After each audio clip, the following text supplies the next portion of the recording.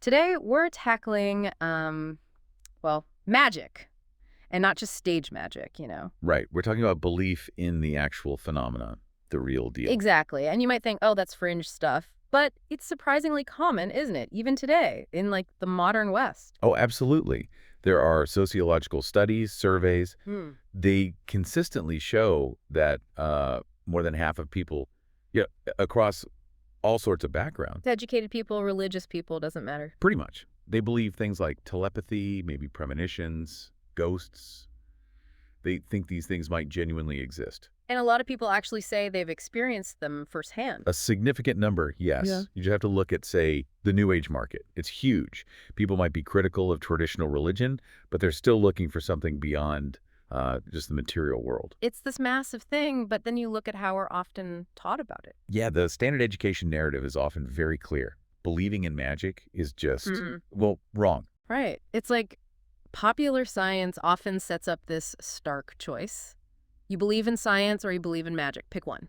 You can't do both, supposedly. But that's the narrative we want to challenge today. We're going to dive into the actual history and see if that simple story, really holds water.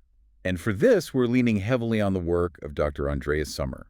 He's a historian of science and medicine, really distinguished. He's taught and researched at Cambridge in England, right? That's right. And now he's doing a lot of public engagement work, which is fantastic, through his website, Forbidden Histories. His work is just brilliant at peeling back those layers of assumption. So think of this deep dive as like an introduction. Definitely. It's a huge topic. We'll explore more specific aspects in future deep dives. For today, though, our goal is just to start uncovering these really complex, sometimes frankly weird connections between science and magic throughout history. So that's standard story. Yeah. The one most of us probably heard. The disenchantment idea. Exactly.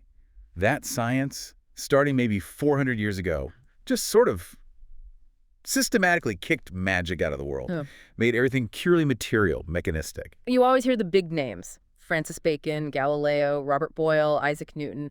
They founded modern science, and that supposedly meant the end of magic. Ushered in the age of reason, rational thinking, all that. And then supposedly Darwin and Wallace finished the job in the 1800s with evolution. Science wins, magic is gone. End of story. But, I mean, the big question Dr. Summers' work raises is that actually true? Does the historical record really back that up? When you actually look closely, does it hold up? Well, what's fascinating is that the history shows something much, much more complicated, nuanced. Okay, let's unpack this a bit, because when you look at what these, giants of early science actually believed, it's kind of mind-blowing. Take Francis Bacon. Right, the father of modern inductive science, build knowledge from observations, very empirical. You'd think he'd be strictly about what you can see and measure, but Dr. Summers' research shows, well, Bacon believed in witchcraft. Seriously. Witchcraft. Yeah, and things like telepathy, psychokinesis. And for him, and actually most of his contemporaries, these weren't necessarily supernatural. They were potentially undiscovered aspects of nature itself. So part of the world they were trying to understand scientifically? Sort of, yeah. He didn't draw the hard line we often do now. Okay, what about Galileo? He's like the poster child for science versus religion. Surely he was free of all this. Well, not quite. Yes, he had his famous run-ins with the church.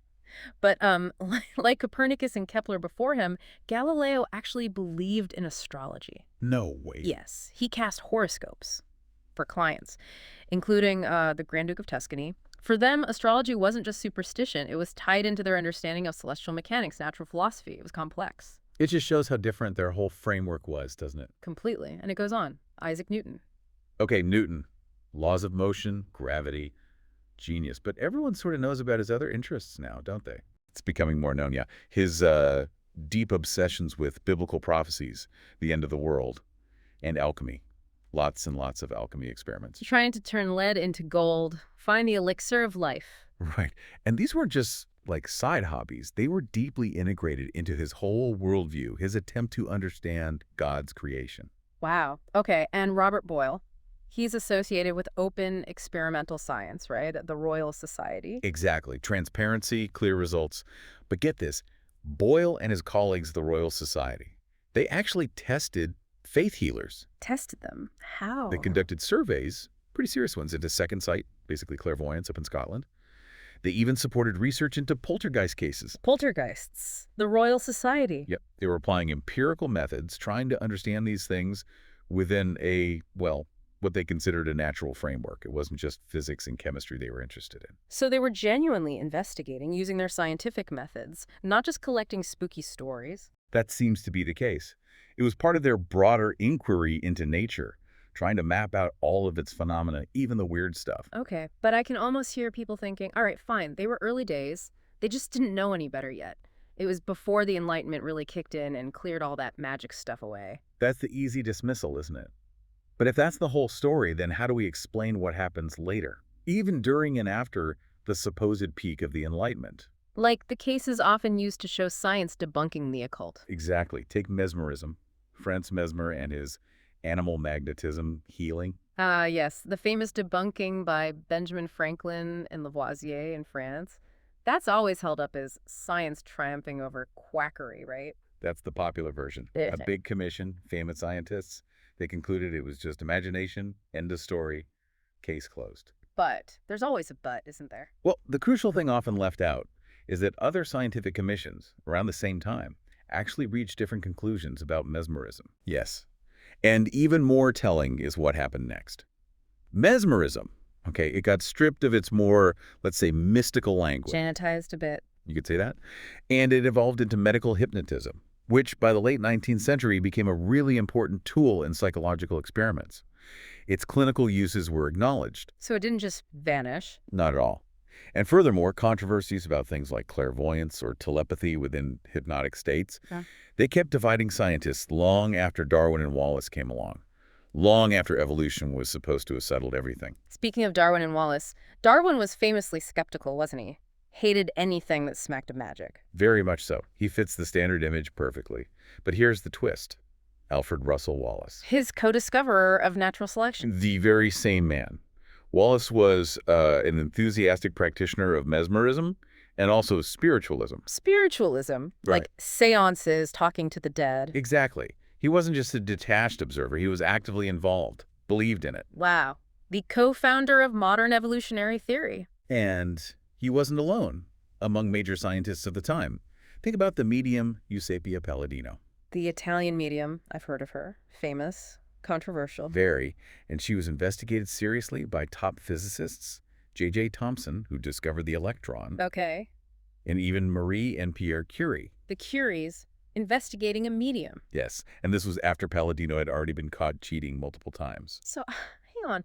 Why would scientists like the Curies keep investigating someone already accused of fraud? That seems odd. It does to us, maybe. But Dr. Sommer suggests we need to consider the context. This was a time of huge breakthroughs in physics, X-rays, radioactivity, invisible forces. Things that seemed almost magical themselves at first? Precisely. So maybe these scientists weren't thinking supernatural, but more like potential unknown natural forces. Phenomena that just hadn't been explained by science yet. They were exploring the boundaries. Yeah, puts a different spin on it. And it wasn't just physics, right? What about psychology? Right. William James over at Harvard. Yeah? Often called the father of American psychology. Principles of Psychology, the classic text. Exactly. And in that very book, James explicitly rejects the idea of a literal, substantial soul. He's quite clear on that. Okay, sounds scientific enough. But in the same book, and lots of other writings, he strongly insisted on the scientific importance of studying trance states, mediumship, altered consciousness. Even if he didn't believe in a soul, why? Because he felt a truly complete science of the mind couldn't just ignore these experiences.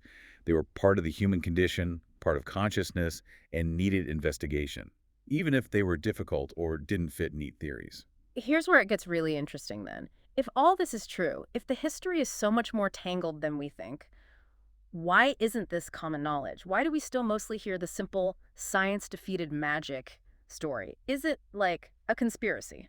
Haha. Well, Dr. Summer is clear it's not some grand conspiracy. The goal of historians like him isn't actually to prove magic is real or isn't real. Right, they're not trying to validate seances or telepathy. Exactly. That's not the historian's job. What they are trying to do is understand the specific historical situations.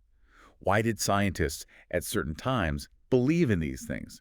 Why did others disbelieve? What were the actual contexts? Getting beyond our modern assumptions about what they should have believed. Precisely. and understanding that belief in these phenomena wasn't always tied to religion, for instance.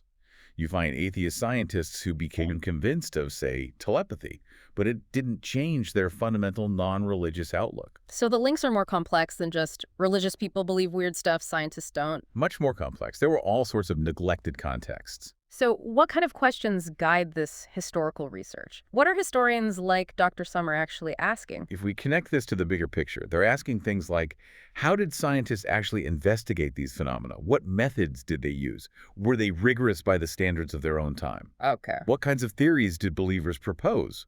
Were they trying to find natural explanations, even for seemingly bizarre things? Makes sense. And, critically, were the arguments against these investigations always purely rational and scientific?